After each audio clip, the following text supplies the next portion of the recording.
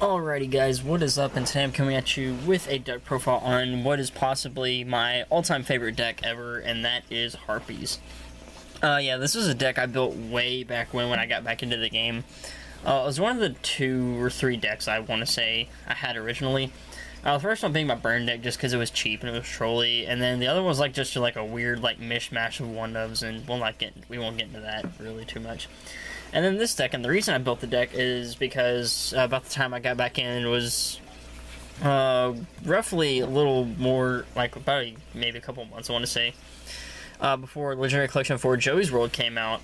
And I heard about some of the cards that were coming there. I'm like, oh wow, that's really cool. I should buy that and see what I can get out of it, because I was wanting to like kind of build up my collection more. It was mainly just like old stuff I had from back in the day, and wanted to build up and make my trade binder look a little bit better.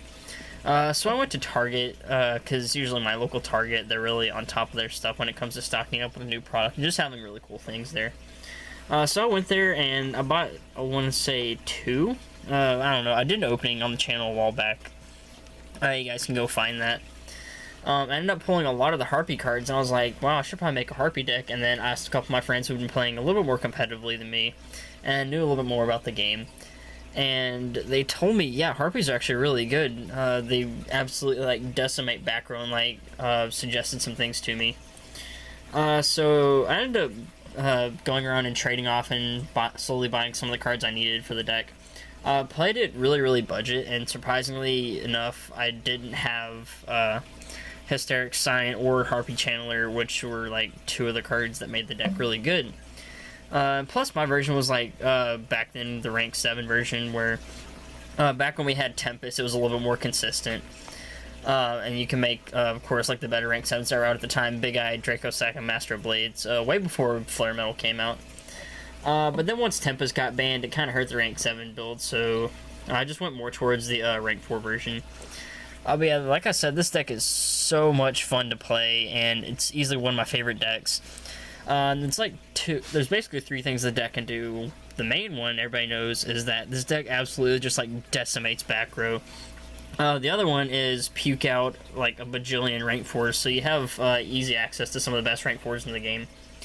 And then the last one is Swarm the Field and OTK, because you can put a lot of monsters on board with this deck really easy, and just go for like massive amounts of damage while also getting rid of back row. So yeah, without further ado, we'll just go ahead and get right into the deck. So starting off with the monsters, we have the big bad Mama Jamma herself, Harpie Queen, easily my favorite Harpie. Basically, she searches the field spell, and she's a nice 1900 beat stick. If you know what Gravekeeper's Commandant is, you discard and search Necrovalley. It's essentially the same thing. You discard and search Harpie's Hunting Ground. And then the 1900 is also really nice, and plus rank 4 Wing Beast synergy with the deck. The next 3 copies of Harpie Channeler. Yeah, the card I was playing without because I didn't even know it existed. But basically what she does is you discard a Harpie card, which is really key. And you special summon a Harpie monster from your deck in defense, and then while you have a dragon on the field, she becomes a level 7, so that's important to note. Plus all the other Harpies, their effects state that their names were treated as Harpie Lady while they're on the field or in the graveyard, so that really helps. But yeah, she just kind of gets you those, she gets those cloggy cards out of your hand, and she's like an instant rank 4 right there, so really helps go into things like Chidori, Emerald, the Utopia combo, and things like that. Next, 3 Harpies Harpist, the, I guess, most recent support card out of Cross Souls. When I heard this was coming out, I like crap myself, just because I automatically fell in love with this card, seeing as what it did. The first effect is kind of irrelevant. You very rarely ever use it, and it's that whenever it's normal summon, you can target a Wing Beast monster you control other than itself, and then you can target a face-up monster your opponent controls and return them to the hand. So it kind of has synergy with Divine Wind Mist Valley if you play it, which I do. But then the other effect is the main reason you play it is during the end phase. If it's in your graveyard because it was sent there that turn, you can add a level 4 Wing Beast monster with 1500 less attack from your deck to your hand. So in case you didn't pay attention, Harpie Channeler has 1400 attack. So she can search your Harpie Lady 1, your Harpie Dancer, and of course Harpie Channeler. So she's really great to summon off your Channeler, overlay into a rank 4, detach her, and then her effect will go off during the end phase because she's sent to the graveyard that turn. So it really helps. Just kind of turbo through your deck and get to those key monsters you need. Then 2 Harpie Dancer. Originally was playing 3, just got way too cloggy. But she's still a nice card where you can target one monster you control, return it to the hand, then normal summon a wind monster. So she really helps if you have a Harpie's Hunting Ground going second, because then you can normal summon her, and then the Hunting Ground effect will trigger to pop a back row. And then you can activate her effect, return to the hand, normal summon another Harpie from your hand, and then pop more back row. So like one of my favorite hands to have is this Channeler. Excuse me.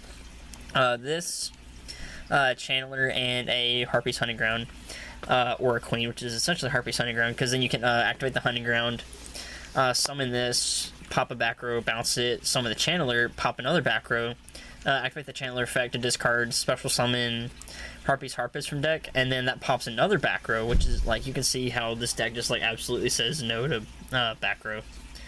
And also you can go into Chidori and just kind of clear the field even more that way, so it really helps. And then during that phase you get your Harpist search to continue your plays. The one copy of Harpie Lady 1, just a nice one. Part of me wants to bump her up to 2, because what she does is that all one monster you control gain 300 attack, including herself. So she's really handy for the OTK, because you can bring it back with your Hysteric party and like buff up all your Harpies at 300 attack, and they can get up to some massive numbers. But part of me wants to bump her up to 2 just because I still like the attack buff. Some people still like to play Cyber Harpie just because she's another Harpie Lady, but something to note is that you can't play like 2 of this and 2 of Cyber Harpie, because both of them have the effects of their names are always treated as Harpie Lady. And of course, league rules state you're not allowed to have more than 3 copies of a card per deck. So with these always being treated as Harpie Lady, you can't have multiple copies. So you have to play like 2 of Cyber and 1 of this, or like 2 of this and 1 of Cyber, or 3 of one or 3 of the other. It doesn't really go that way, so just something kind of to note, just if you're building the deck. And that is it for the monsters. Some other cards you could possibly tech in here. I played around with Perform Mage Hat Tricker, and it really comes in handy. Where... excuse me, sorry, I don't know why I'm coughing so much. But the Hat Tricker just kind of helps with the rank 4 spam, where getting 2 monsters on board this deck is really easy. It's just that you won't always have that ability. But granted, if your opponent has monsters on board, you can do that. It's just sometimes it became a dead card at times, but if you want to play it, you can. Going on to the spells, of course, playing 3 copies of Harpie's Hunting Ground. This card you want to see as quickly as possible if your opponent has the... if your opponent has any kind of back row setup, then you can just drop this and just go ham on it. But something to note is that each time a Harpie is summoned, the effect is mandatory. So if you just to note, going first, don't activate this and then summon a Harpie, because then this would be the only spell or trap on the field, and you'd have to pop it, so you'd be wasting a card. So you really gotta know how to play this. Just something to kind of note is that whenever it's summoned, or whenever you summon a Harpie, you have to pop a back row. I'm sorry for all the coughing. So you really gotta watch out and plan out your plays carefully. But if you do have a Queen in hand and you manage to clear all of your opponent's back row, or even Pendulum skills, if need be, if you're playing against a Pendulum deck, and you do run out of back row to pop, you can pop this and then still search it off with either Terraforming or Harpie Queen. So really nice. Something that really bugs me is that it's a Super Enjoys row, but then for some reason got reprinted as a Supernatural pack too, so it bugs OCD, but yeah, it gets the job done. It clears back row, and then it gives all of your winged beast monsters 200 attack and defense, which that actually kind of helps with something in the extra deck we'll get into in a little bit. The one Divine Wind and Misfire, this card is really great. Its effect is once per turn if a wind monster you control is returned to the hand, you can special unload for a wind monster from your deck. So this combo is really well with your first Harpist effect, and then your Harpie Dancer. Drew a blank on her name. Sorry about that. So it really helps because you can summon the Dancer, return to the hand, special summon Channeler, this effect will activate, and then you can special summon a Harpie Lady 1, so it really helps with that combo. But of course it is limited to once, you're only allowed to play 1. The next 3 copies of Hysterics sign.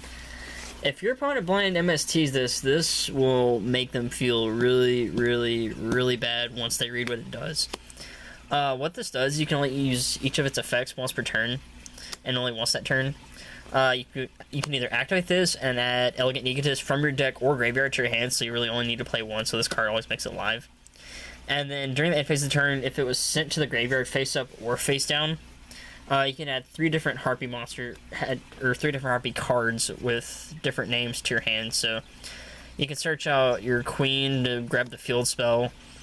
You can search out Channeler to, of course, make your rank 4s, and then, of course, Harpie Lady 1, or just any of your guys, really, or girls, rather, because, of course, they're Harpies, they're not guys. The only Harpie guy got his name changed to Sky Scout, if you guys didn't know. But yeah, like I said, if your opponent blind MSTs this, then it just gives you so much advantage. And also, if you want to, you can set this and then activate the Harpie's hunting ground. Normal summon a Harpie, pop this, and get your end phase search right there. So you don't even have to wait for your opponent to hit it. You can pop it yourself. So this card is just really, really great for getting so much advantage and also keeping your Egotist live. And of course, like I mentioned, the one Egotist, special summon a Harpie Lady from deck. Or from hand, so you can basically just play this instantly, grab out your Harpie Lady 1. And that's why some people like playing more copies of Harpie Lady 1 and Cyber Harpie, just because you want to max, so they can make sure they have more targets for this. But it's still just a nice one, because you don't really need to play more than one, because you play the 3 Hysterics sign to always search it out. The next 2 copies of Swallow's Nest, really, really excited once I saw this was getting a reprint in Wing Raiders. Just because I didn't really feel like playing $15 or like $30 or however much they were for the original print from Raging Battle. But yeah, if you don't know what this does, you tribute a face of Wing Beast monster, special summon a Wing Beast from the deck with the same level as a tributed monster. So it really helps for to push for damage. Like I said, this deck OTK is really easy, so you can attack with all your Harpies, activate this, tribute another one, and then summon another one, and just push for more damage that way. Plus, if your opponent's going to try and take one of your Harpies, then you can just tribute it, and then just like make it miss timing, or miss the target, rather. So it's just really great for the a nice 2 of. And then 2 MST in case you want to get rid of some more back row of those pesky floodgates. In case you don't have the Harpie's Hunting Ground or Harpie to summon, so it just kind of really helps for that. Don't really want to play Twin Twister because this deck gets rid of back row enough as it is, and you really want to keep your hand advantage, because once you run out of your hand, then you really start to kind of lose your speed, so that's why I play MST over Twin Twister. The one terraforming to search either the Hunting Ground or the Divine Wind, because you can already search Hunting Ground with Queen, so this can grab the Divine Wind if need be, or, like I said, Hunting Ground. One Instant Fusion, because we play Norden, so it helps go into rank 4s. And this is a proxy for Redneck, that's why it's upside down in the sleeve. But of course, you guys know what Redneck does, clear the field wall monsters, and just put a Dark Hole upside down, but I do switch out Redneck in between decks, so that's why you see that. Then going on to the traps, 2 Hysteric Party, if this can resolve successfully and your opponent doesn't stop it, then you should be able to get game either that turn or the next turn. Basically, what this does is you activate it by discarding a card, and then you special summon as many copies of Harpie Lady as possible from your graveyard, and whenever it leaves the field, destroy those monsters. But something to note is if you do have Harpie's Hunting Ground on the field and you activate this and special summon 5 Harpies, you don't get to pop 5 back row, that'd be broken. Because they're all counted as like one summon, kind of like a pendulum summon, if you will. So like I said, if this card resolves, then you can easily go for game right there. And the best ones to summon would be like Channeler, Queen, and then 1, because then your 1 buffs them all up. Queen's just going to be a massive beat stick, and then your Channeler can special another one from deck and then pop more back row that way. So yeah, I like playing this at 2 just because whenever I played it at 3 originally, I wanted to see it as quickly as possible, but then it got way too cloggy because this deck searches like crazy. So I just like it as a 2 of, because you don't always want to go for the OTK, but it's good if you can get it off and clear your opponent's back row and kind of set up for that. The next 2 magical hats, a lot of people have cut this out, but I still like it, just personally. Really, really good defensively, because if your opponent's going to try and attack one of your Harpies, you can activate this, and then you pick your Harpie, and then you have, I also play 2 Breakthrough Skill just because it's a target for this. And then you can send the Breakthrough Skill to grave. You can also play Galaxy Cyclone if you want to. But the targets you really want to go for this are Breakthrough Skill and your Hysteric Sign, because then you can dump your Hysteric Sign and get its effect during the end phase while also protecting your monster if they try to attack over it. So just really, really great for just setting up your graveyard. And then Breakthrough Skill shouldn't really have to explain this. The 2 Mirror Force, just kind of threw these in there just as a nice defense. If you want to, you can play Stormy Mirror Force and just put all their stuff back in their hand. Quaking Mirror Force is alright, but just if a monster has a big booty, then you might have trouble dealing with it. But you could also go into Chidori and deal with it that way.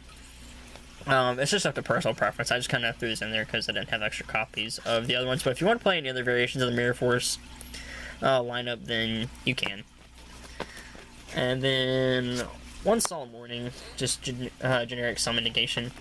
I don't have Solemn Strikes, but if I had them, I would play them in here. But instead, I have a really neat little tech, and that is 2 Anti-Spell Fragrance. Now, some of you might be thinking, why are you playing Anti-Spell Fragrance when your deck is extremely spell heavy?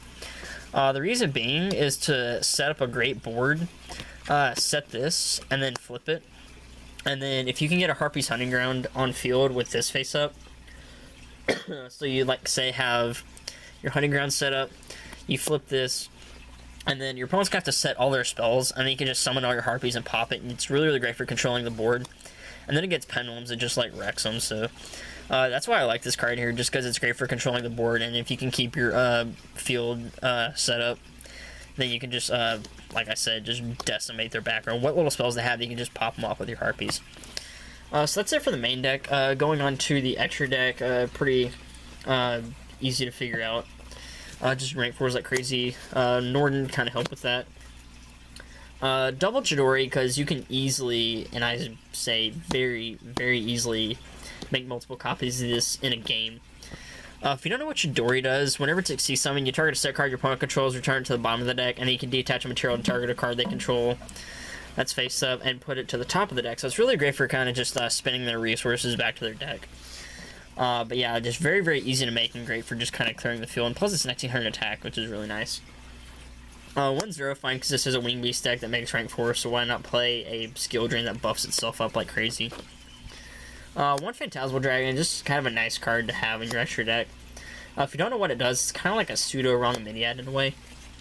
Where during your, during each of your end phases, you have to detach material from this card. But while it has material, it can attack your opponent directly, and then your opponent can't target Harpie monsters with effects or for attacks, which is really, really good. So it's kind of got built-in protection. If you can keep this on the field for a couple turns, you can take out a huge chunk of your opponent's life points. Then also... 1 Castell, because it has synergy with the deck. It gets the buff off of both Harpie's Hunting Ground, because Hunting Ground buffs up Wing Beast, which this guy is. And then he's also a Wind Monster, so he also gets the buff for Harpie Lightning. So he has synergy that way, and plus he's just a good generic rank 4 to get rid of stuff. 1 Emerald, just because this deck can power through its monsters like crazy, so it's kind of like a good mid to late game card. If you're running low on monsters, then you can just shuffle them all back and draw 1. Then for some just generic rank 4s, Diamond Dagger, because this is a Wing Beast deck, so it's good for just popping stuff.